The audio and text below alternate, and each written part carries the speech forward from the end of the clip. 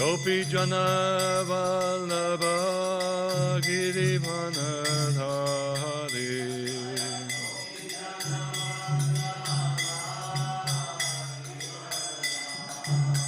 Jaya Gopi Jana Vallabha Girivanadhari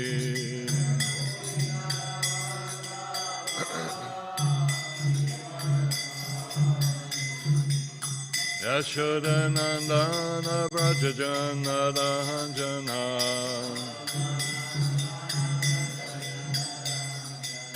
Yashodanandana Brajajana Ranjana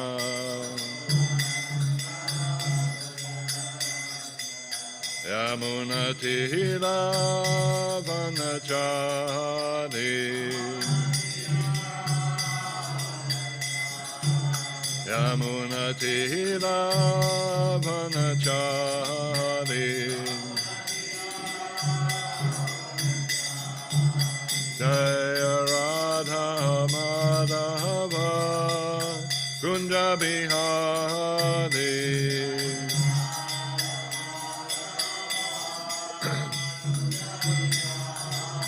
Jaya Radha Madhava Kunja Bihari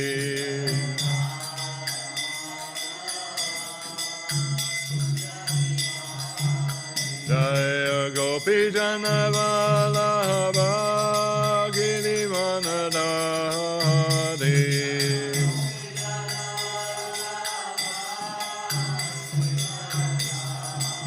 Jaya Gopi Jana Vallabha Girivanadhari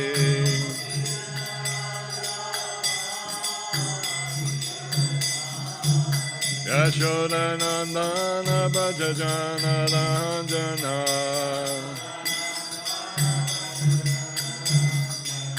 Yashodanandana Brajajana Ranjana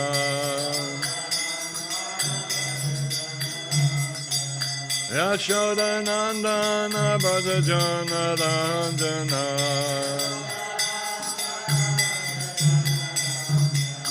Yamunatihira Vanachari Yamunatihira Vanachari Yamunatihira Vanachari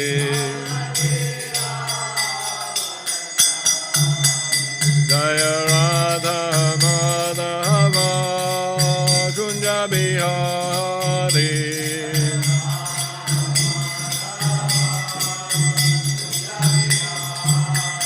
Jaya Radha Madhava Kunja Bihari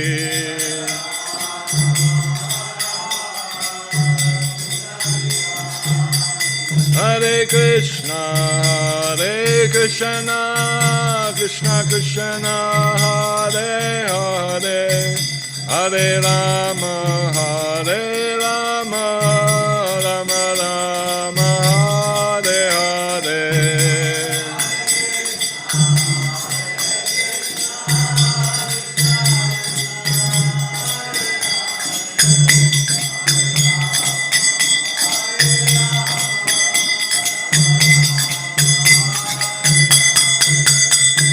Krishna Krishna Krishna Hare Hare Hare Rama Rama Rama Hare Hare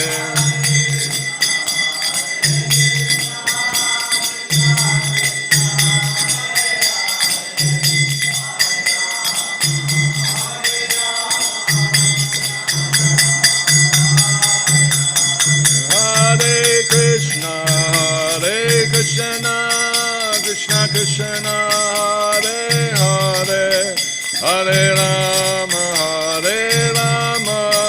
Rama Rama Hare Hare Hare Krishna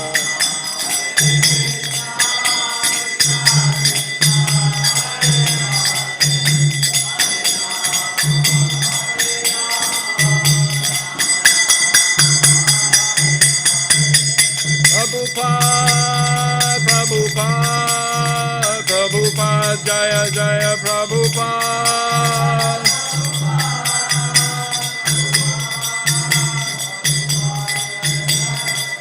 Jaya Jaya Prabhupada, Prabhupada, Prabhupada, Jaya Jaya Prabhupada.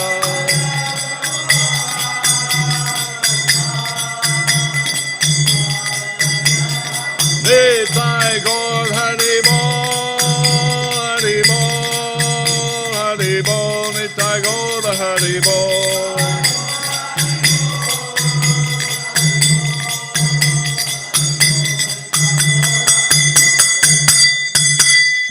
Jai Om Vishnupad Paramahansa Parivrajaga-acharya Stotra Sata Śrīmad. His Divine Grace A.C. Bhaktivedanta Swami Srila Prabhupada ki, Ananta Goti Vaishnavrinda ki, Namacharya Srila Haridas Thakur ki, Prem Sekaho Shri Krishna Chaitanya Prabhu Nityananda Shri Advaita Gadadhara Shivasadi Gaura Bhakta ki, Sri Sri Radha Krishna Gopa Gopinath Shama Kunda Radha Kunda Giri Govardhana ki, Vyantara Śrīmad Bhāgavatam ki, Nitai Go Premanandi. All glories to the assembled devotees, all glories to the assembled devotees, all glories to the assembled devotees, all glories to Sri Sri Guru and Gauranga. Om Namo Bhagavate Vasudevaya. Om Namo Bhagavate Vasudevaya. Om Namo Bhagavate Vasudevaya. So we're reading from the Śrīmad Bhāgavatam, Canto 8, Chapter 3, Text 15. Can I have a glass of water, Prabhu, if you wouldn't mind? Namo Namaste Kilya Karnaya Niskaranaya Bhuta Karanaya Svarvagamamnaya Maharnavyaya Namo Parvar Gaya Parayayana Namos Namaste Kila Karnaya Niskaranaya Bhuta Karanaya Sarvagama Naya Mahanarvaya Namo Pavar Gaya Parayanaya Namo Namaste Kilai Karanaya Niskaranaya Bhuta Karanaya Sarvagama Naya Maharnavaya Namo Pavar Gaya Parayanaya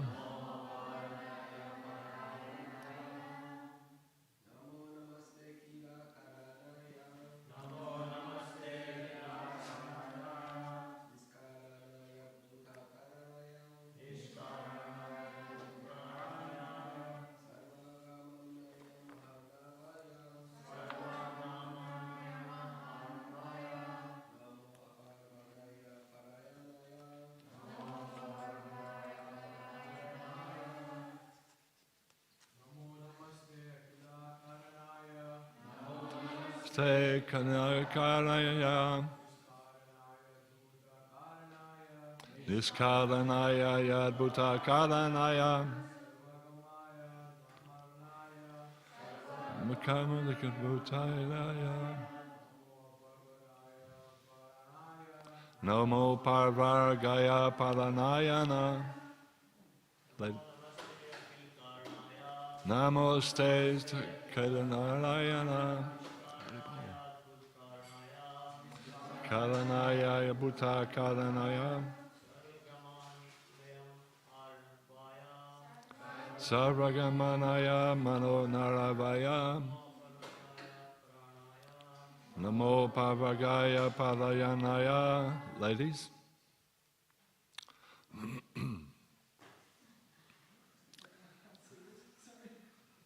Okay. Good girl. Namo namaste te karanamaya niskaranaya bhutakaranaya swagamanaya mahanarvayaya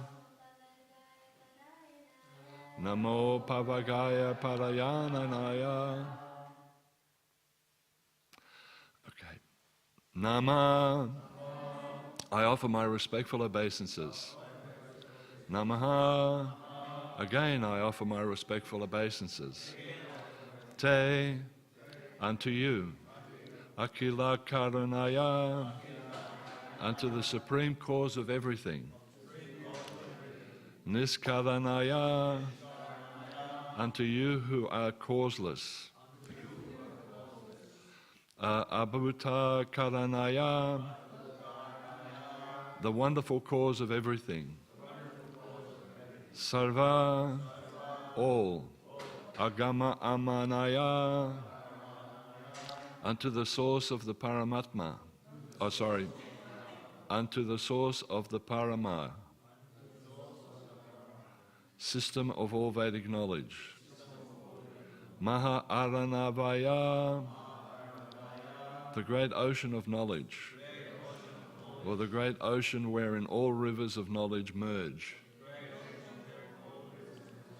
Namaha, I offer my obeisances. Apavargaya, unto you who can give deliverance or liberation. Paranayana, the shelter of all transcendentalists. Translation and purport by His Divine Grace Srila Prabhupada. My Lord, you are the cause of all causes, but you yourself have no cause. Therefore you are the wonderful cause of everything. I offer my respectful obeisances unto you, who are the shelter of the Vedic knowledge contained in the Shastras like the Pancharatras and the Vedanta Sutra, which are your representatives, which are your representations, and who are the source of the Parampara system. Because it is you who can give liberation, you are the only shelter for all the transcendentalists. Let me offer my respectful obeisances unto you. Purport by His Divine Grace Srila Prabhupada. The Supreme Personality of Godhead is described herein as wonderful cause. He is wonderful in the sense that although there are many unlimited emanations from the Supreme Personality of Godhead, Janmari Ashayata, He always remains completely Purnam Adaya Purnam Avidishyate. In our experience in the material world, if we have a bank balance of $1 million, as we withdraw money from the bank, the balance gradually diminishes until it becomes nil. However, the Supreme Lord, the Personality of Godhead, is so complete that although innumerable personalities of Godhead expand from Him, He remains the same Personality of Godhead. Purnasya Purna Ajja Purnam Ave Vrishishta. Therefore, He is the wonderful cause, Govinda Maripurusham Tamaham Bhajami.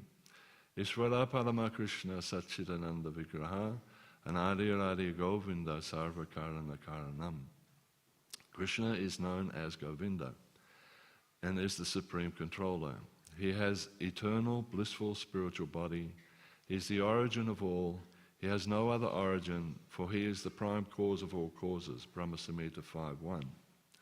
Even in this material world, we can understand that the sun has existed for millions of years and has given off heat and light since creation. Yet the sun still retains its power and never changes. What then is to be said of the Supreme Cause, Param Brahma, Krishna? Everything emanates from Him perpetually, yet He maintains His original form, Satchitananda Vigraha. Krishna personally says in Bhagavad Gita, Mata sarvam pavartate, everything emanates from me. Everything emanates from Krishna eternally, yet He is the same Krishna and does not change. Therefore he is the shelter of all transcendentalists who are eager to get free from the material bondage. Everyone must take shelter of Krishna. This is advised. Akaman sarva kamaava moksha kama udharati tivena bhakti yogena vijanta purusham param. Whether one desires everything or nothing, or desires to merge into the existence of Lord, he is intelligent only if he worships Lord Krishna, the Supreme Personality of Godhead. By rendering transcendental service, Bhagavad Gita 2.3.10, Param Brahma, the Supreme Lord, the Param Dharma, the Supreme Repose, is Krishna. Therefore anyone who desires anything, whether it be a karmi, a jnani, or a yogi, should try to perceive the Supreme Personality of Godhead very seriously, and all of his desires will be fulfilled. The Lord says, Ye yata mam papajante, tamstataiva bhajayaham. As the living entities surrender unto me, I reward them accordingly. Even the karmi, who wants everything for his enjoyment, can get it from Krishna, for Krishna is supplying what he wants. What he wants is not at all difficult. Actually, however, one should worship Krishna, the Supreme Personality of Godhead, for the sake of getting liberation. Vedescha saveya aham eva vedya. By studying the Vedic literature, one should understand Krishna. As confirmed here, sarva gama maya naya mahar navaya. He is the ocean, and all the Vedic knowledge flows unto him. Therefore, intelligent transcendentalists take shelter of the Supreme Personality of Godhead, Sarvadharma Parijagya Mamekam Saranam Vraja. This is the ultimate goal. Srila Prabhupada ki jai. Om Gana Timiranda Syagananjana Salakaya Chakshuram Militam Yena Tasmat Sri Gurave Namaha. Shri Krishna Chaitanya Prabhu Nityananda Shri Advaita Gadadhara Shivasati Gaura Bhaktivedanta. Hare Krishna, Krishna Krishna, Hare Hare, Hare Rama, Rama Rama, Hare Hare. So, my Lord, you are the cause of all causes, but you yourself have no cause. Therefore, you are wonderful cause of everything. I offer my respectful obeisances unto you, who are the shelter of the Vedic knowledge contained in the Shastras, and like the Pancharatras and the Vedanta Sutra, which are your representations, and who are the source of the Parampara system. Because it is you who can give liberation, you are the only shelter for all transcendentalists. Let me offer my respectful obeisances unto you. So in this, we can understand the beautiful prayers by Gajendra. The Supreme Lord is the wonderful cause of everything. These prayers by Gajendra are amazing and describe perfectly how wonderful the Supreme Lord is, and how one must surrender to the Lord and revive oneself from this miserable material world. It doesn't take much to actually have a look and see what is happening in the world today. There is misery in every corner of the world. You know, it's such a horrible place. And even if we think that sometimes things are going right, even in a place like New Guinea, all of a sudden there can be a landslide and hundreds of people are destroyed in one hit. Or in Gaza, where thousands of people are being killed. Or in so many places, you know. It's just horrific. This material world is not a very pleasant place. As much as the material world tries to entice us to stay here, but actually we need to get out of here very quickly. So this story from the Bhagavatam is very famous. The story of Gajendra, the elephant, is very famous.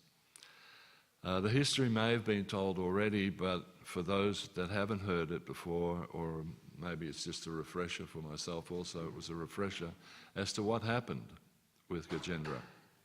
And that'll be explained later in the chapters of the Śrīmad Bhāgavatam. Gajendra was a very pious king in his previous life. He was called Indradumna Maharaj, who had retired. He was a king. He had retired from his kingly duties and went to the forest to meditate and become an ascetic, a sage, and a renunciate, and was meditating on the Lord. And while he unfortunately somehow or other offended one of his Agastya Muni. He was meditating, and we've heard these sort of stories before. He was meditating, and he was so engrossed in meditation that he didn't give the proper respect to Agastya Muni when he came with his disciples. And so Agastya Muni consequently cursed him to become an elephant. So we have to be careful when we're around very saintly people and offer them all respects, because they have the power to curse, and that's what Agastya Muni did. He cursed him to be an elephant. And when he was in this body of the elephant, he forgot his previous life for that period of time when he was in that elephant body. He was the king of the elephants, and being the king, he led his herd of elephants, and especially the she-elephants, into the water of this beautiful lake, a celestial lake, with all his wives, and they were sporting in the water, which unfortunately disturbed the aquatics that were living in the water. They were, I mean, if you've ever seen an elephant take a bath in a river or in a lake, I mean, they make a hell of a mess. And so the aquatics that were living in the lake were upset, and so the king of the aquatics, or the king of the crocodiles, was very powerful, and he came and he attacked the elephant Gajendra and grabbed his leg, and a great fight ensued. So we all saw this picture of the crocodile holding onto the leg of Gajendra, and Gajendra was praying these are the prayers of Gajendra, prayers to the Lord, wanting to be protected. The crocodile in his previous life also was cursed. He was King Hu-Hu,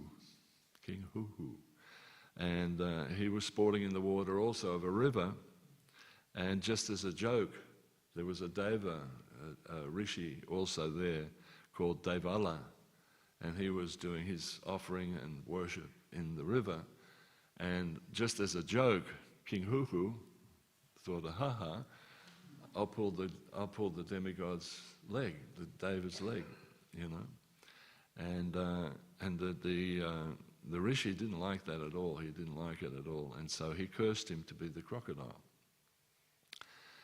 So perhaps that's where the saying comes, you know, oh, I'm only pulling your leg. You know, when you make a joke and somebody is not understanding that you've made a joke, and you say, oh, I was only pulling your leg. So actually this King Hu-Hu actually said also, oh look, I'm very sorry, but I was just pulling your leg, you know, I was just having a bit of fun. Please forgive me. But the sage was very compassionate, and he said to King Hu-Hu, okay, I'll give you the benediction that you'll be freed from this material world when Gajendra was delivered by the personality of Godhead. So the curse was there, he was a crocodile, and there's nothing he could do about it, so he became the crocodile in this lake, and he grabbed Gajendra by the leg. So here we now have Gajendra, who was previously sought help. In the previous verses, he was seeking help from the demigods, seeking help from all different people, and finally he turned to the Lord and asked the Lord, please save me. And somehow or other, he started to remember his past life, you know, that he was the king and he had renounced his kingdom and was studying the Vedas and deeply going into renunciation in the forest. So he started to remember his past life. So in this section of the Bhagavatam, these beautiful prayers of surrender are pointed out to us. These are the prayers of Gajendra. And they're beautiful. And the Lord reciprocated with his devotee because of these beautiful prayers and rescued Gajendra, as we'll see. Gajendra didn't think that his recitation of the prayers were performed nicely enough, but he endeavored anyway. So he didn't think himself qualified to call on the Lord, but he thought, what the heck, I'll call out on the Lord anyway. I have to get out of this predicament. So we all need somehow or other in this material life to somehow or other communicate with the Lord through prayer. Now it's recommended that we listen to the prayers and we repeat the prayers of the great Acharyas, because they are so much more close to God and know how to approach God without offense. But in the same token, it is good for us to also pray to the Lord in our own way, because God is a person, we're a person, and we should connect with God personally as well. As inadequate as we are, we can somehow or other connect with the Supreme by prayer. Even simple prayers, thank you for the day, prayers of gratitude, prayers of thanks, we can do that. We can stand before the deities and say, gee, Radha Ballabha, thank you so much for allowing us to be in your presence. I mean, I haven't been here for a while, Bhakti and I haven't been here for a while, and we've been travelling doing national communication work, and we've been in the western suburbs doing the preaching there, and when you come into this temple room and you see the beautiful form of the Lord, it's overwhelming, and you naturally respond to that beauty with prayer. My God, you're so beautiful. And you have remembrances, like I was looking at Lord Chaitanya Mahaprabhu, and I was remembering when I was able to dress them. When I was younger, I was able to kneel down and dress the deities for many years. And I was so grateful to have that opportunity. And again, to see Gaur-Nitai, it's like seeing your long-lost friend. And Krishna and Radha Ballabha, look how beautiful Radha Ballabha is, and Jagannath, Baladev, Subhadra. And the beauty is just incomparable to anything in this material world. And so when you see that beauty, you're automatically prone to say a prayer. Just a prayer of thanks. Thanks for allowing me to see your beauty. So, Gajendra knew that no one else could save him except for the Supreme Lord. So our prayers and our training in devotional service will save us at the time of death. Because of King Indradumna's dedication at the end of his life, even though he was cursed, he was able to remember this devotional service that he had done. In devotional service, there is never any loss. Whatever you can render, whatever devotional service you can render, is never lost. There's an eternal bank account, and everything goes in there. Everything is remembered. So our prayers and our training in devotional service can save us at the time of death as well. There's the verse in Bhagavad Gita 8.5, Ante kale chamamevam smaran mukvam kalevaram ya pasyanti samad bhavan yati nasyacha samsaya. And whenever at the end of life one quits his body remembering me alone, at once attains my nature, of this there is no doubt. Then there's the following verse as well in Gita 8.6, Yam yam vapi smaran bhavan. Whatever state of being one remembers when he quits his body, O son of Kunti, that state he will attain without fail. There is this misconception, however, that I just have to remember the name of Krishna at the end of my life and I'll be saved. Now that's not necessarily so. And Prabhupada states in the purport of those verses, in this verse the importance of Krishna consciousness is stressed. Anyone who quits his body in Krishna consciousness is at once transferred to the transcendental nature of the Supreme Lord. The Supreme Lord is the purest of the pure. Therefore, anyone who is constantly Krishna conscious is also the purest of the pure. The words smaranam, remembering, is important. Remembrance of Krishna is not possible for an impure soul who has not practiced Krishna consciousness in devotional service. Therefore, one should practice Krishna consciousness from the very beginning of one's life if one wants to achieve success at the end of his life. The process of remembering Krishna is essential. Therefore, one should constantly, incessantly chant the Maha Mantra, Hare Krishna, Krishna Krishna, Hare Hare, Hare Rama, Rama Rama, Hare Hare. Lord Chaitanya has advised that one be as tolerant as a tree, Tanorapi Sunishnuna, and there may be so many impediments for a person who is chanting Hare Krishna. Nonetheless, tolerating all these impediments, one should continue to chant the Hare Krishna Maha Mantra, and so at the end of one's life, one can have full benefit of Krishna consciousness.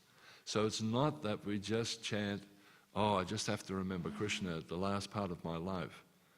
You have to remember the devotional service that you've done. And by doing that devotional service, you are able to actually bring Krishna into your consciousness at that time of passing away. Sometimes we can see sometimes that devotees have passed away without them chanting. They may be in a coma or something like that, and a devotee passes away, and we can think, well, he or she didn't get a chance to chant the holy name. But it's not like that. It's how you've developed your whole life in Krishna consciousness. You know, there are instances where I've seen devotees pass away where actually Krishna or Srila Prabhupada has actually come to them. You know, where they've gone into this.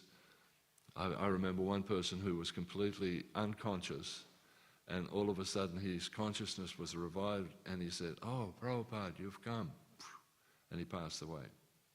Another person actually had the experience of Govinda coming to him.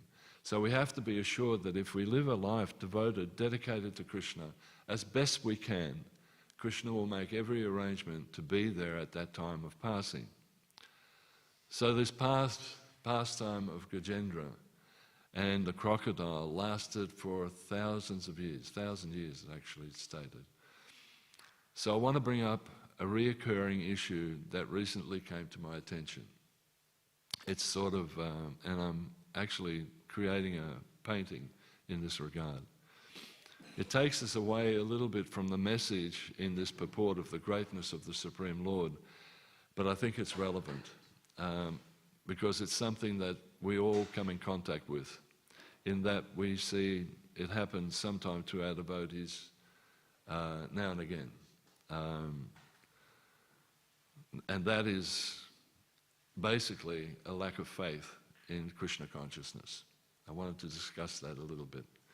Because sometimes we see, we hear the pastimes from the Śrīmad Bhāgavatam of fantastic things like Gajendra and the crocodile.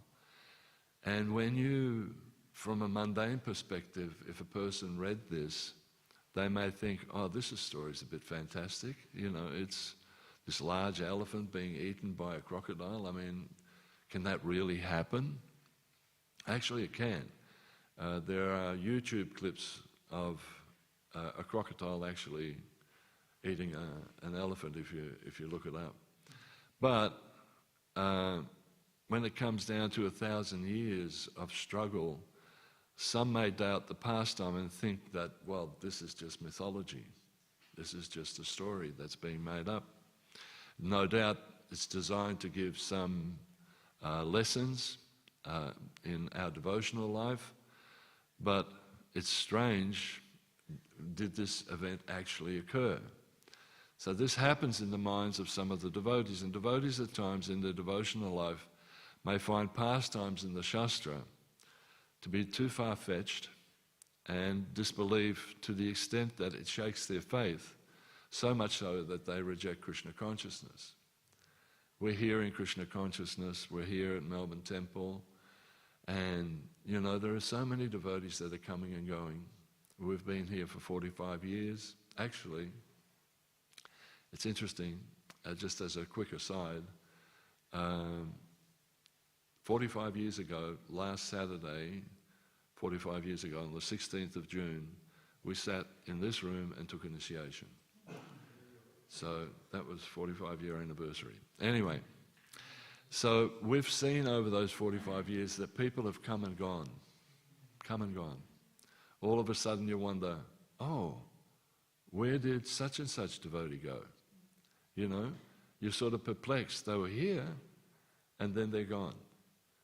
So sometimes this could be the fact that something has perturbed them and that their faith has been shattered. Either they find it very difficult to believe in some of the stories in the Bhagavatam or whatever. And their faith, which was initially a very powerful thing and full of conviction, all of a sudden waned. So there was an interesting thing the other day. We had an opportunity to host an interfaith program here in Melbourne Temple, and one of the counsellors from Port Phillip came, and he turned around to me, and right off the cuff, we were taking some prasadam, and it was in no way something that we were talking about or anything, but he said, 30 million gods. Do you believe in all 30 million gods? And I said, what do you mean? You know, he said, well, do you believe in one God or do you believe in 30 million gods? I wondered, where did that come from? You know, why, I mean, anyway, so I explained to him and I said, well, you know, you in your council have a mayor, correct? He said, yeah, and a CEO of a business, there's a CEO. And then there are departmental people and councillors and so on and so forth, but there's one supreme person that is the main person. I said, that's how we're monotheistic in our understanding. Krishna is the supreme, and there are departmental managers. Oh, he said, oh, that makes sense. And he said, have you got a book that can explain it a little bit more? And so I was able to give him a Bhagavad Gita, and he was very appreciative. But people sometimes lack that understanding. And Krishna says in Bhagavad Gita, those who are not faithful in devotional service cannot attain me, O conqueror of enemies. Therefore, they return to the path of birth and death in this material world. And that's what we see with people when they lose faith. They go back to what they were doing before they became devotees. Srila Prabhupada writes in his purport that without faith one cannot attain Krishna, Shraddha. One has to have faith. And he says we have to develop our faith by association of devotees, by coming together and giving each other strength in devotional service. Without such association, we can't become fully faithful. Now, there are 3 degrees of faith. The lowest type of faith is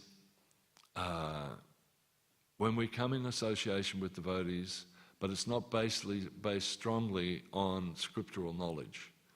So we have people that perhaps come to the Sunday Feast program, and they appreciate the aesthetics of the temple. They, see the deities are very nice.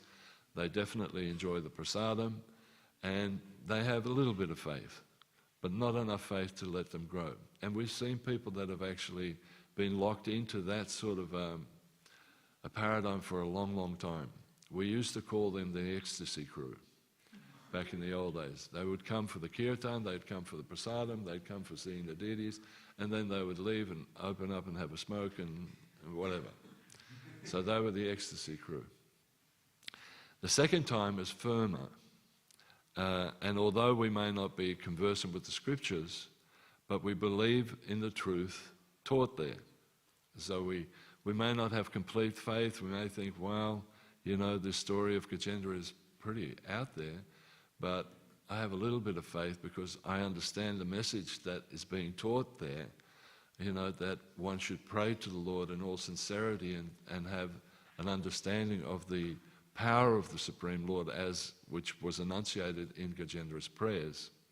And that's the other second type of faith. The third type of faith is the highest type of faith, which is the firm faith of conviction, as well as a firm knowledge of Scripture. So when one actually is completely absorbed in the Scripture by discussing it with senior people, with associates, and understanding the message, then actually our faith becomes very, very fixed. Sometimes, although we can provide scriptural evidence to support our Krishna conscious conclusions, such as the nature of the soul, the nature of God, transmigration, we have very little empiric knowledge or empiric proof of these facts. I mean, the quantum physics at the moment is becoming more in line with our understanding that we're not these material bodies and that there is a supreme creator. But still, there is some doubts still about we're not the body, we're a spirit soul. So somehow or other, we have become willingly accepting the authorities of Guru and scriptures in faith. And we have to mold our lives on the principles around those teachings. So we have to surrender to, we come to a point where we understand that actually we know nothing really about this material world. We think we know something, but actually we know nothing. And so we have to approach the scriptures in such a way that we are open to understanding greater expanded knowledge. And the scriptures actually teach us that it is more than just this material world. There are other levels of existence, the heavenly planets. These things that were happening to Gajendra were in a celestial world, in a different world. And so we can understand with the instructions of Guru, instructions of the spiritual masters, and our association with other devotees, that these truths in the scriptures actually mold our lives, and we develop principles around those beliefs and teachings. The main thing is that we have to be very honest with ourselves and try to increase our level of faith. We have to be honest. We have to begin with who we are and what we can accept and look forward from there. If we refuse to be honest, we develop an official kind of faith, a compliant faith, a thoughtless faith. Some also devotees, they don't go any further than actually really studying the scriptures. They're happy in the life of being a devotee, but they don't go deeper into actually the essence of Krishna consciousness. And so that becomes like an official faith. They're just doing their duty, they chant their rounds, but they're not going any deeper. In other words, they're just going through the motions of being a devotee. We have to go very, very deep. And we have to be aware that without faith, we can have signs of weakness. Prabhupada once went to an ecumenical meeting with priests, Catholic priests. And he sat in front of them, and the priests asked him, "So, do you ever have any doubts about the teachings that you from the scriptures?" And Prabhupada turned around and he said, "Doubts? Of course not." Prabhupada had no doubts. He said, "How can I teach if I have doubts?" Which indicated actually to Prabhupada that these priests were disturbed because they had doubts in the teachings of their faith. So different points become items of doubt for different people. Maybe something the Guru has said. There was a lot of controversy at one stage where Prabhupada said that they didn't land on the moon. And again, devotees left. Other devotees just sort of took it and said, "Well, Prabhupada said." So, there are different items of doubt for different people. Sometimes to reveal our doubts to someone is actually very, very helpful. And we can find some sort of balance when we actually open our mind to other people. If we reveal our mind to other people, to other associate devotees. Obviously, the way to combat doubt and strengthen the faith is to cultivate knowledge. Now, Prabhupada reiterates this time and time again. Please read my books, read my books, read my books. And listen to lectures by Srila Prabhupada and the other Acharyas, and interact with devotees on a regular basis. And this is what helps us. We have to stay in touch with devotees, we have to connect with devotees, we have to really, really take this seriously. Prabhupada actually mentioned that if we are Hare Krishna devotees, to develop faith and to dispel doubts, we should take to Krishna consciousness like a person going to university and wanting a degree. We should study very, very hard, and thereby that dispels the doubts that we may have. Faith combined with knowledge lifts us from unsure believers to someone fixed in conviction. Faith combined with knowledge can lift us from unsure believers to someone fixed in conviction. So we have to have that faith. By expressing our doubts and opening ourselves to scriptures and saintly persons, we can often find satisfying responses. If we actually reveal as one of the processes in devotional services, to reveal our mind to people that we trust, that can satisfy us and mitigate a lot of the doubts that we may have. We don't have to allow doubts to intimidate us. Oh, I've got this doubt, because the mind will play on that. The mind will think, this Gajendra story, you can't really believe this. For 1,000 years, this crocodile was fighting with this elephant. I mean, really? The mind will always put up these obstacles. But we can't let these doubts intimidate us. A good solution is, I don't understand this as yet, but I will understand it in the future by the grace of my spiritual master and by the Shastra. So I don't understand this yet, and you let it go. And that's what the devotees did also with Srila Prabhupada. There's some things that Prabhupada said, I don't understand what Prabhupada is saying at the moment, but in due course of time I will eventually come to understand it. Also, we should not think that our acceptance or rejections of a certain point in Scripture either validates or invalidates them. So they are true in their own merits. Prabhupada said that you may believe or you may not believe. That's a different thing. So we can't reject a certain point of Scripture, and we can either validate them or invalidate them. We can't do that. We just have to accept. Part of faith is recognizing our own smallness in the face of truth. So who are we really? And what do we really know? We have such limited knowledge. We may think, oh, we're human beings, we've got such intelligence, and in this day and age there is so much scientific development, we've had so much great advancement.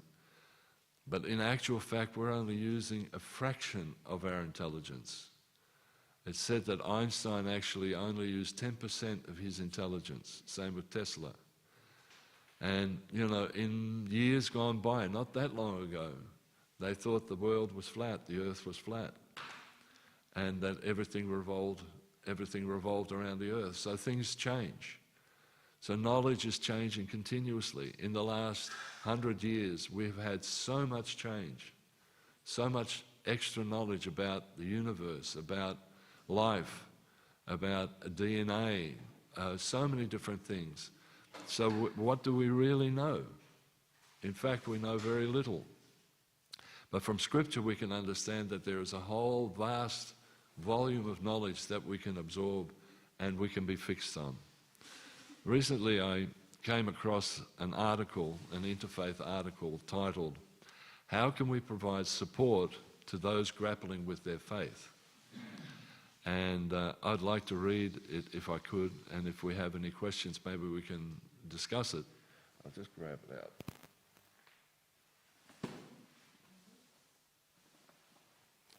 It was an interfaith program, and all the different faith traditions struggle with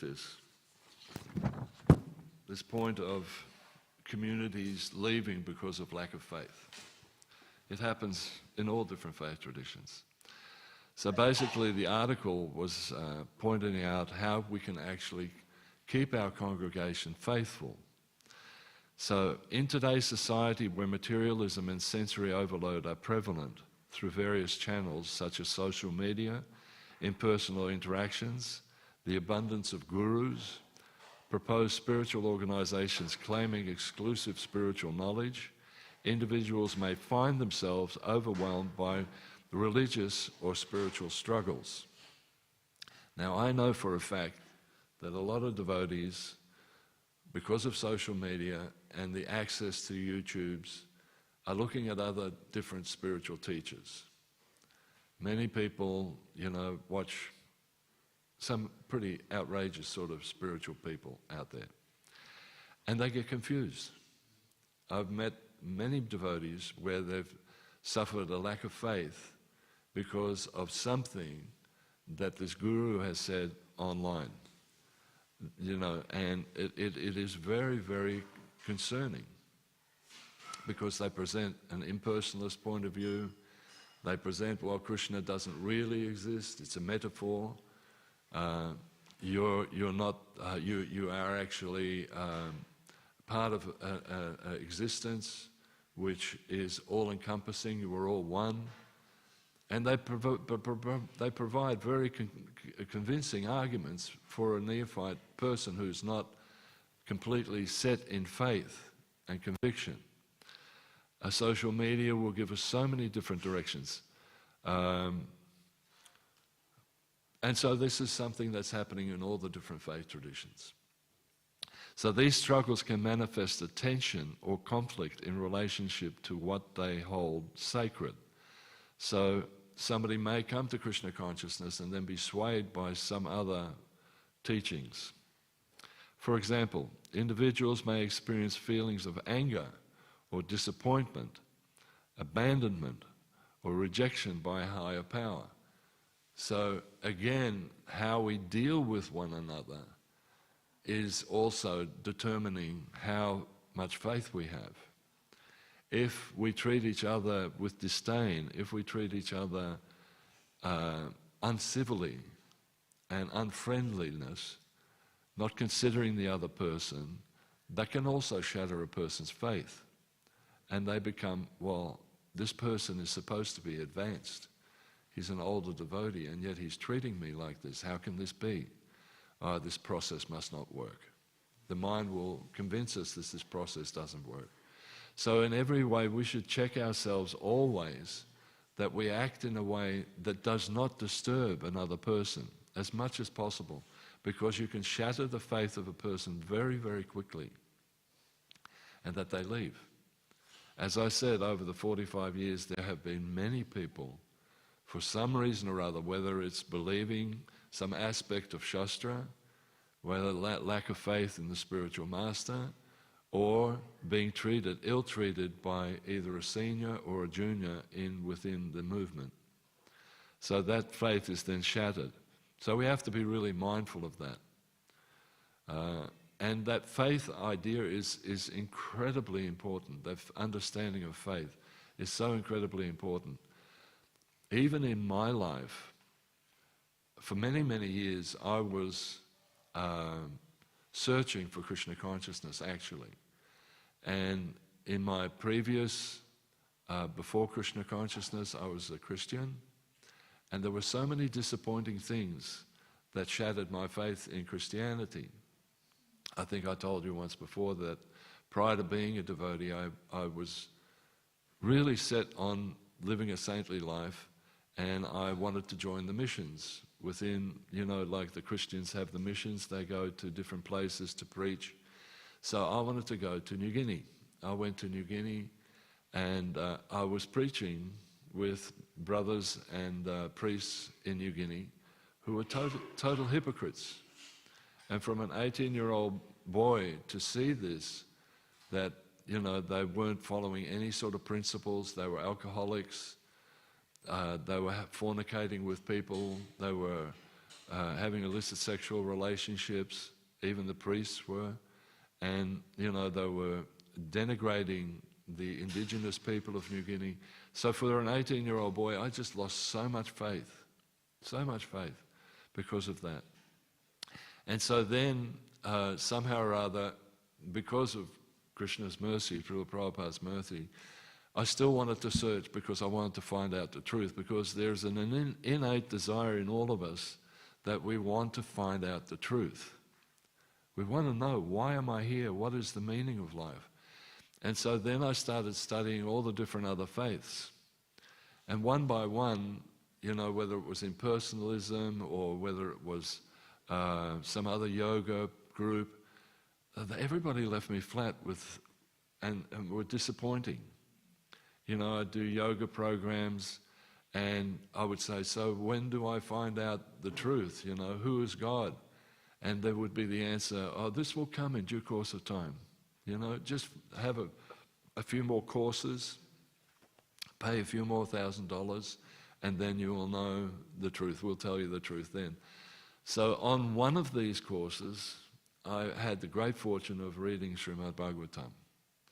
And then I realized that actually Prabhupada in his teachings was expressing the truth.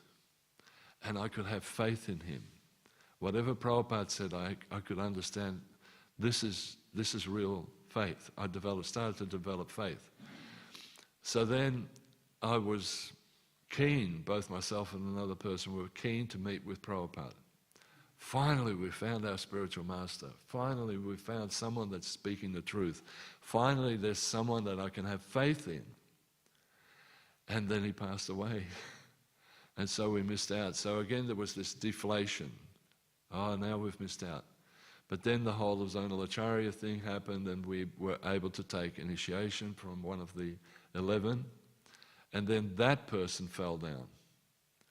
So can you imagine, for a person normally, it would shatter your faith. He was a person that was supposed to represent Prabhupada, and then that faith was shattered.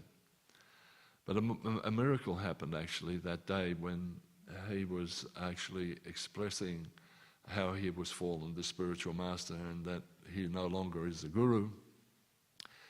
I was sitting right there in that spot where you're sitting and looking up where this devotee was explaining how he had frailties and he could no longer be the guru.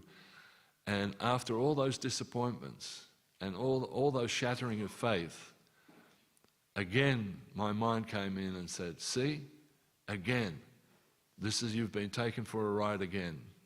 Get up and leave right now. This is your faith has been shattered again. Get out.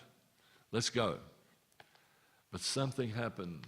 I was so fortunate that I had the opportunity to actually be one of the first persons to serve Srila Prabhupada's Murti form, myself and Bhaktivedanta, when we got that Murti form. And I was sitting there, and somehow or other, my eyes connected to the Murti form of Srila Prabhupada. And within my mind, I heard Prabhupada's voice say, sit down, you came for me. Everything will be okay. And that was a change in my life. So anybody that thinks that Prabhupada is a mere statue, that's not true. Prabhupada is living right there for us. So he is re-established, you came for me. So I have faith in Srila Prabhupada. And whatever Prabhupada is teaching through the Bhagavatam, through the scriptures, through his lectures, I have faith in that. And I'm trying to develop that sincerity and conviction of faith. So anyway, that happens. So some may question their beliefs and purpose for their existence. So this is happening in other faith traditions. Moreover, interaction with religious or spiritual communities or teachings that conflict with personal values can cause distress. So here are some of the solutions, and I thought this was really pertinent to remind us as to how we can actually, and we will all come in contact with God brothers and sisters that will have some doubt, okay? And some doubt that may leave them or make them decide to leave Krishna consciousness. Number one, they specify, remind them that they are not alone. Because this is a thing that happens. When you start to lack faith, when you start to have doubts, you think you're the only one that has doubts. It's a real personal thing. Everybody else believes this Gajendra story, but I can't believe it. 1,000 years? So the mind is playing on you, right? So don't think that you're the only one. Studies indicate that 40% of people experience faith struggles at some point in their life. 40% of people that are following a religious path. Many revered spiritual figures from history also grappled with doubts before finding clarity. So there are many, many people, even within Krishna consciousness, that have grappled with different problems and come back to Krishna consciousness once they've fixed that in their mind. The number two is, so the first one was remind them that they're not alone. The next thing that you can talk to a person that's lacking faith is reflect on your own experiences, just like I've explained, about how there was lack of faith in my life, but by the power of Srila Prabhupada, the power of the Guru, the power of the spiritual masters, the great devotees that helped me through when I had problems, reflecting on my own personal experiences. Open up, be honest to that person that's having doubts. Be honest to them, actually say, look, I was in the same boat as you. And that gives confidence to the person. Oh, I'm not alone in thinking like this. Here we go. You can identify the source or triggers of your struggle. Is there a way to view the situation more positively? Could it be that in the midst of pain there is evidence of divine love and presence? Just like in my personal experience, there was this connection.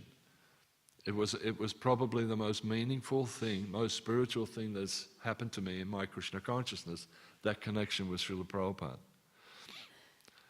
And could it be that in the midst of pain there's evidence of divine love and presence with other factors contributing to your distress?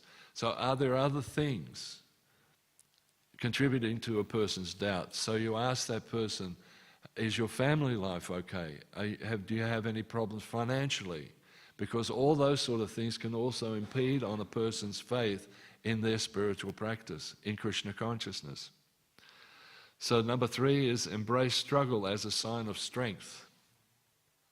Wrestling with religious or spiritual dilemmas demonstrates a deep engagement with life's fundamental questions.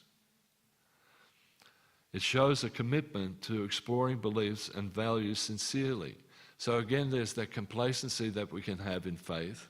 Oh yeah, everything's okay. I'm just doing my thing. I'm here doing the arati, and not really taking it any further than that. Or you can explore a bit deeper. Acknowledge that struggle often is temporary. It doesn't last. Anything that you may have doubts, if you stay with the plan, there'll be no doubts. As Prabhupada was pointing out in those purports, don't ever, ever, ever stop chanting Hare Krishna. Prabhupada said, whatever problems you have, whatever doubts you have, whatever misgivings you have, whatever problems or issues have come up in your Krishna consciousness, don't ever give up on chanting Hare Krishna. I've seen so many devotees, I don't want Krishna anymore, and they grab their bead bag, forget it, I don't want it, and run out the back door. Doesn't happen that much anymore as it did in the past.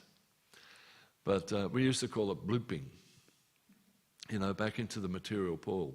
Bloop. When you drop a stone into the material pool, it goes bloop. That's where the word bloop. It's a word that was actually developed in Krishna consciousness. Bloop. Huh? Prabhupada said it, yeah. So, like a stone you drop in the water and bloop, back into the material world. So we bloop. So in the early days, every now and again a devotee would bloop. And you'd see him running out the back gate, with all their stuff on their back and, I'm out of here. That's it, and you can have your bead bag, So Krishna is saying, and Prabhupada is saying, don't ever give up on chanting, no matter what you're going through. Whether you're falling down every single day, don't give up chanting. Chanting will save you. Chanting will bring you back, will realign you with the proper understanding, will somehow or other make the arrangements that you can be in touch with someone that will spark your faith again. There are different things that happen. Sometimes our spiritual master passes away and we feel lost. Just recently we've lost 3 stalwart devotees of Krishna consciousness, wonderful personalities. The devotees feel lost. Some of the disciples that I've talked to feel lost. And some, I just didn't feel like chanting today. Don't ever give up chanting, because the Lord is there in the sound vibration of His holy name. And what it is actually is, we can understand that Krishna is the Supreme. Gajendra is pointing out how marvelous Krishna is, how He's the Supreme Personality, the cause of all causes, everything. But Krishna loves you individually. each and every one of us. Can you imagine that? Can we just take a little thought about, okay, if there is a creator of everything, you know, you've got the new telescopes that go out to universes upon universes, never ending, eternal. You know, that there is this supreme controller, and even quantum physics is saying that now, that there is a supreme intelligence that has set everything up. It is not possible that everything is so coordinated, that the earth temperature is just the right temperature, that the sun is just the right distance away for us to exist. And then there are other planetary systems with other living beings, aquatics, and so many things. And there is a supreme creator, as Gajendra is coming to that realization, a supreme personality who loves you more than you can possibly imagine. He loves you. He wants you to come back to him. You are in other words, in one sense, you are the only thing that means anything to Krishna. You know, like he was dancing with the gopis, and each gopi thought, he's absolutely fabulously in love with me alone. Every one of them thought that. And Krishna is like that with each and every one of us. So if we give up on chanting his holy name, because the chanting of the holy name is actually a response to Krishna. When we chant Hare Krishna, it's a response that, I understand that you love me, Lord. Let me love you a little bit by chanting your holy name. If we keep that in our mind, if we keep that in our meditation when we're chanting, then actually that establishes a relationship, and Krishna will never leave you. And he will dissipate those illusions, those doubts that you have. Very, very quickly, knowledge will come that will eradicate those doubts, no matter how difficult that is. Like again, when I had the interfaith people here, you know, and they appreciated the beauty of the deities, but they couldn't understand that this is God himself, that God has manifested himself in the deity form. And sometimes even us, you know, is God really there on the altar? He is. You know, I remember Bhakti when she first came, she came from a very solid Christian background, and she would see Lord Jagannath, and she went, I don't know if you're God, and I don't want to disrespect you, so I'll just keep my distance. Is that correct? Am I saying it correctly?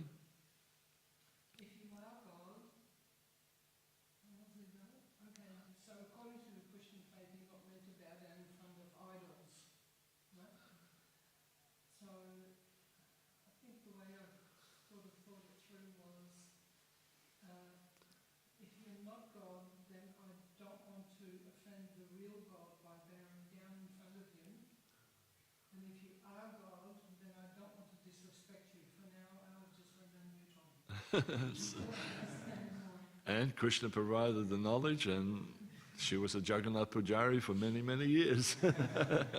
So, you know, these people were here and they were appreciating, but there was a little bit of doubt still. Oh, yeah, this is what Bhakta believes, this is what the Hare Krishnas believe. But then in the same token, out of the blue, this counselor starts asking philosophical questions. So it's like, hey, Krishna has done a number on him, you know. So it's really interesting how that happens. So, like other challenges in life, religious and spiritual crises can pass with time. In time, those crises will pass, but never stop chanting. The fifth point was, seek support from trusted individuals. If you have doubts, don't keep it to yourself. Please don't keep it to yourself. Seek out somebody that can advise you. The senior devotees, there are so many senior devotees here. I mean, you listen to the classes that are given here on a daily basis. There are such advanced devotees here that will help you. And just in all honesty, and you don't have to make a big show about it. You don't have to put your hand up in class and say, hey, listen, I actually doubt this story about Gajendra. You know, I just can't figure it out. It's just too far-fetched for me. Take that issue, find someone like Gopa Vrindesh Prabhu, and say, outside, Prabhu, I've got this this is affecting me. I'm having a doubt in some part of the scripture. And you'll find that those senior devotees will eradicate that doubt for you. They'll clear it out, and you'll be able to then push on. Don't keep it to yourself. The final point here is embrace uncertainty and ambiguity.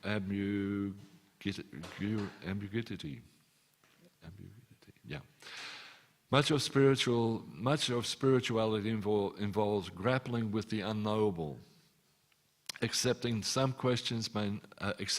some questions may never be fully answered, and can lead to a deeper and more authentic faith journey. So not everything will be completely explained, and you say, that's okay. The knowledge will come. Lastly, simple gestures like a thoughtful gift, a phone call, or a heartfelt note can profoundly impact on someone struggling with faith. When you find that there is a devotee, a colleague, a friend that is struggling with faith, that is having doubts, make an effort to make more friendly connections with them. Something like ringing them up, giving them a small gift, like a nice picture of Krishna. These sort of things, those personal interactions, because that's again a part of the devotional life of giving and receiving of gifts. Just giving something, it's like, oh, that person cares for me, and that person has faith. So by accepting a gift from that person, or living with, or understanding what that person is saying, it then brings about faith to you, So I just thought I'd bring that up. It's something that I was struggling with because I've met a couple of people that are having doubts. A true conviction of faith, we can always turn. For a true conviction of faith, we can always turn to Srila Prabhupada, again and again. When you think he was such a fighter, Srila Prabhupada was such a fighter, he went out of his way to spread Krishna consciousness. And when he met any sort of resistance, he became more and more Krishna conscious. So any resistance we may feel, any doubts that we may have, understand that that's a part of the growth in Krishna consciousness. Accept it and push on. His success or failure never dampened his faith, and we can learn to do the same. Sure, we can have setbacks. There can be setbacks. Throughout our devotional career, there have been setbacks. But with faith, we can carry on in association with one another, our God brothers and sisters. These are your only real relatives. Learn to live with them.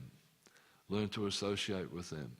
Learn to grow with them. We grow together, and then Krishna will welcome us, as he did with Gajendra. He pulled him out.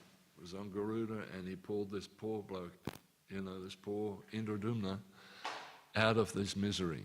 The crocodile also got the benefit. He also went back home, back to Godhead. So Hoo-Hoo was also happy.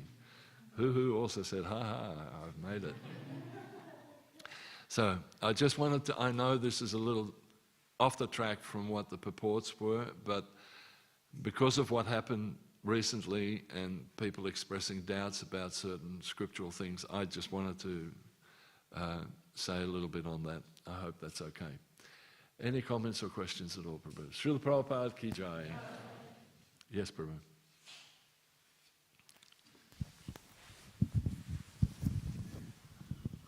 Hare Krishna, thanks for a nice class.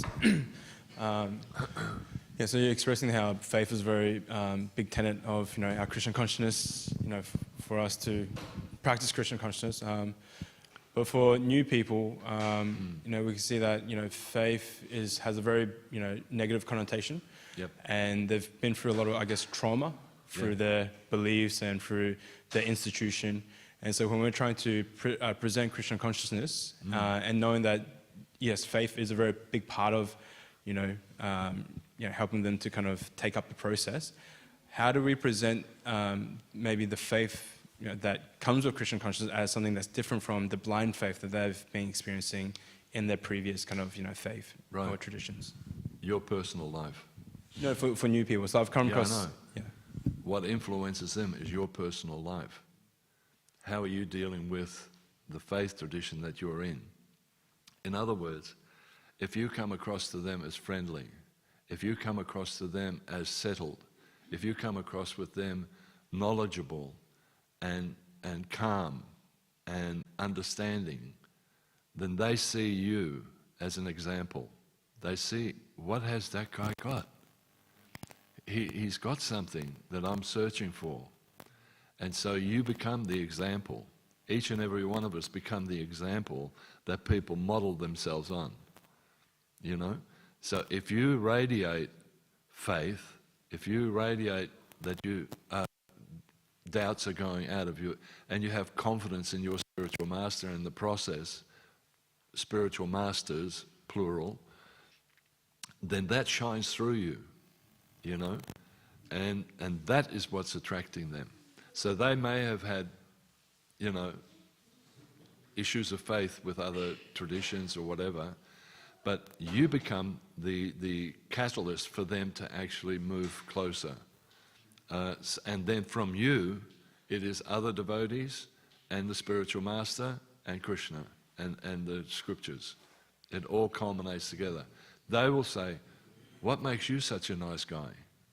And then you say, well, it's the process that I'm following. I'm chanting Hare Krishna. It's making a difference in my life. I'm reading these scriptures. It's having a major impact on my life. I associate with people that are very, very accommodating and very loving. It's like a family. And you're satisfied in your life. Do you know what I mean? And that's what people are looking at. They're not looking at necessarily the scriptures straight off. They're looking at individuals. Prabhupada said you can pick a devotee out of a group of people by how effulgent that person is. A devotee actually has an effulgence, is a glow, and that glow is attractive to people.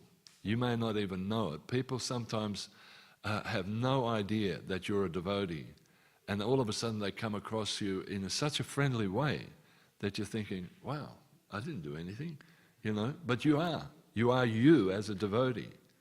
You know, devotees can make friends like that. Anybody can. I was just reading a pastime of Jayananda, you know, because we're just working something through with Rath Yatra. He wasn't a great scholar. He wasn't, you know, but he was so fixed up in Krishna consciousness. He had so much faith in Prabhupada. He had no doubts. You know, and this was back in the 70s. He was asked to build Jagannath carts. Now, Jagannath is one of the hardest things to get your head around. It's the Lord Jagannath. You know, it's like, wow, this is God? He had no doubt about that. And he built the carts for the Lord. And he was just such, and he could talk to anybody and he would befriend them. And because of that faith and lack of doubt and complete surrender to his spiritual master.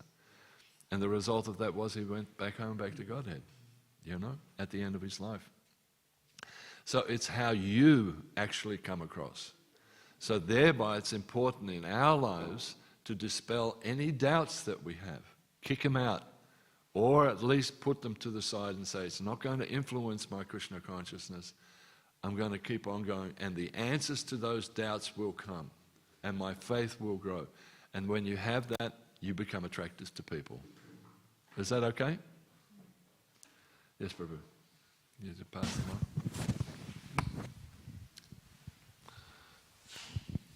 Hare Krishna, Prabhu. Thank you for the nice class.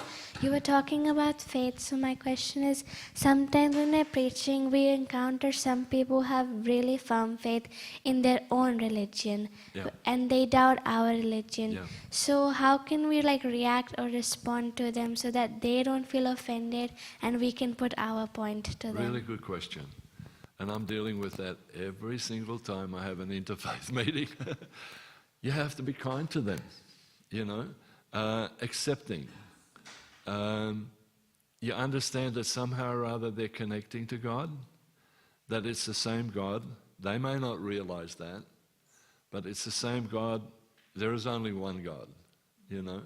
And whether you see him in the form of Allah, or you see him in the form of Yahweh, or you see him in the form of Jehovah, or Jesus even to some extent, you encourage their faith. Prabhupada always encouraged people's faith. he never put the faith down.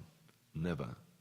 He always said, if you are a Christian, then be a good Christian and follow the teachings of Jesus. And he was strong about that, you know. And then they would say, oh yeah, but and he said, are you following Jesus?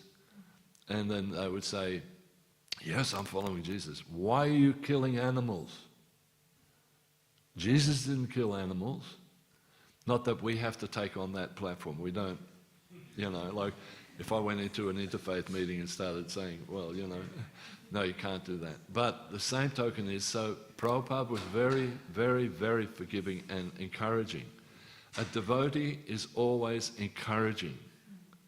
A devotee is always encouraging. It always fans the spark of spiritual life. Never dampens it. So Prabhupada said, if you're a Muslim, be a good Muslim.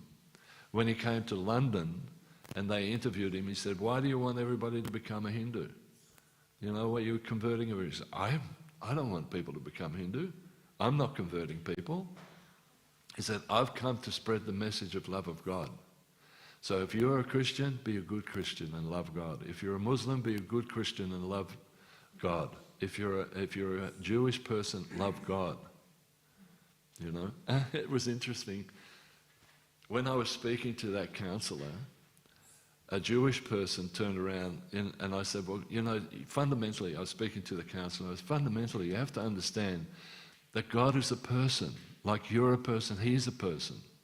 And he said, yeah, I can relate to that. But the Jewish man turned around and he said, but he's also nothing.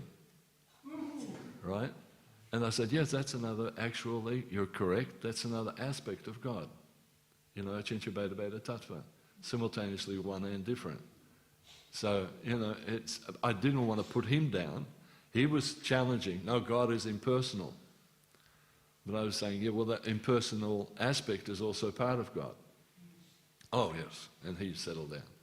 So we always have to be complimentary, we always have to be encouraging, we always have to be supportive and fan. And then they see you and the faith that you have and the strength that you have and the conviction that you have. And like those priests that Prabhupada was talking who were full of doubt, I haven't got doubt, Prabhupada said. You know, how can I be a teacher if I have doubt? You know, and so in the same token they'll see you and think, wow, she's so convinced. She's so convicted with, with true knowledge. I want to know what she's got. And it may not even be in this lifetime because they're so captured in their religion at this stage. But you've planted the seeds of maybe in the next life they take up into devotional service. We shouldn't have this understanding that we have to convert everybody in this life. It'd be nice if it happened, but it's not going to happen. And so thereby, by being friendly, by being applying the principles of Krishna consciousness, by fanning their spark of faith, you know, in the next life they will become devotees. They will get that opportunity. Does that make sense? Thank you, Prabhu. Jai Prabhu. Abel. Bhakti. Hang on, Bo. Hang on. So you can actually, just when you're talking to a person from a different faith, draw on the similarities. You know, just whatever they believe that you also believe, you draw on that similarity and then just start speaking about that. Usually when people challenge you, they're looking for the differences, but you've got to look for the similarities, and then that will make it a lot easier. Prabhu, you were talking about helping other people when they have doubts. So a couple of points I wrote down. Don't throw the baby out with the bathwater. So that's a saying that we have, right? So just if we have doubts, we just remember all the things that we do believe in, rather than focusing only on the things that we don't believe in or we don't quite understand yet. You know, you don't actually need very many things to keep your faith in Krishna consciousness strong. Very many points, right? Just like the Brahmin who couldn't read, and he just looked at the Bhagavad Gita, and he couldn't read the Bhagavad Gita, but he could see the picture of how Krishna was so merciful that he drove the chariot for Arjuna. So he was had total faith in Krishna, and just on that he was so strong in his faith. So we can just remain convinced of the things that we have already understood that have grown our faith. So I always sort of give the example of like a table. If a table has 3 legs, right? If a table is meant to have 4 legs, it's a square table but it only has 3 legs, it can very easily fall over. So if you put the 4th leg, if you have an experience of faith and you put that leg under your faith table, then your table is strong. So the more experiences that you have, you're putting another leg under that table. So the more legs you have under that table is never going to fall over because you've just given yourself, you've had experiences of faith. And the other thing then is that, we can actually keep track of those, like if we write down those experiences, so that in the times of doubts, we can go back off our little book of experiences and quote-unquote manifestations of faith, where things have happened in our lives that have given us faith in Krishna or faith in God. So if we draw back on those, then, the doubts can sort of fade away a little bit because we're now focusing on everything that has supported our faith. That makes sense? Thanks, Bhakti. Yes, Prabhu. Yeah.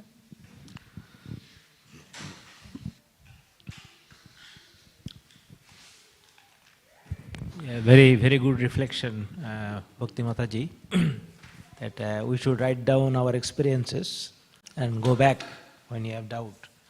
My question is that, say, in Gita, Arjuna asked Krishna that if we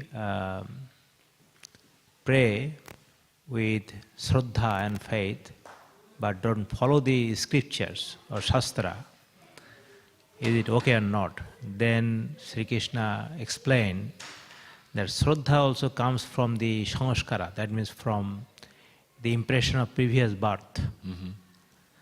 And then he explained about Sattva, Raja, Tama, different kind of personalities. And so the faith, I believe, is also you need some work from previous birth. Am I right? It can influence Yeah, it. yeah. Then maybe it is easier, or the path will be more smooth for those people who has done some work in previous birth. Oh, absolutely, yeah. Okay, yeah. But who hasn't done in previous birth, how we can help them? That's the question. Yeah, you have to start somewhere. Ultimately, we are spirit souls. We're with Krishna, and somehow or other, due to selfishness, we've landed in this material cesspool, and now you have to get your way out of it. So deep down inside, you know that you are Jiva, and you are a spirit soul, and so from within, actually, there will be a rising of wanting to know who you really are. Everybody has that. Generally, everybody has that. Well, why am I here, for heaven's sake? What does it all mean? If anyone has any intelligence, they sort of start to quiz that.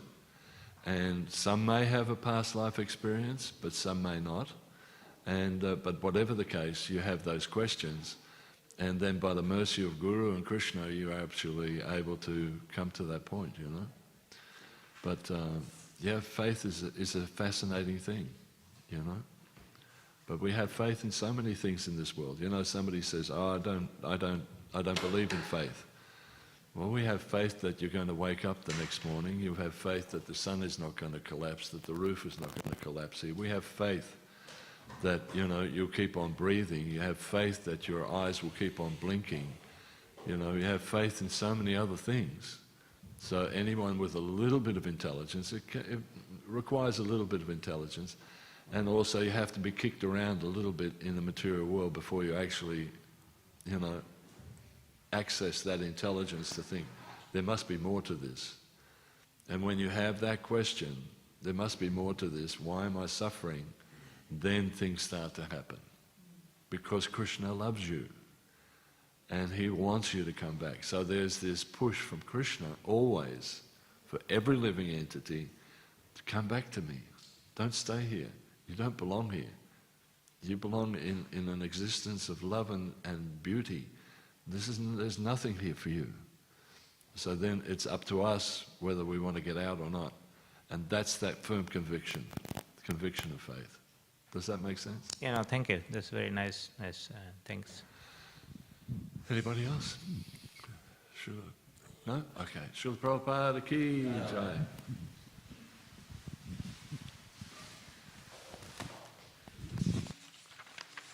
Hey, John. How are you, Prabhu? Good to see you, mate. You okay? Yeah, I'm fine. How are you? Oh, good. Hey, listen, we're wanting to get one of those filters. Can we get them online? Try, I'll send you a site. Try eBay. Yeah, Bhakti's looked on Google and we've got something, but Yeah. you know, that you can buy it from. Yes. Are they okay? Yeah. Would she have it? Would she show me on her phone? Huh? Has she got it on her phone? No, I don't think so.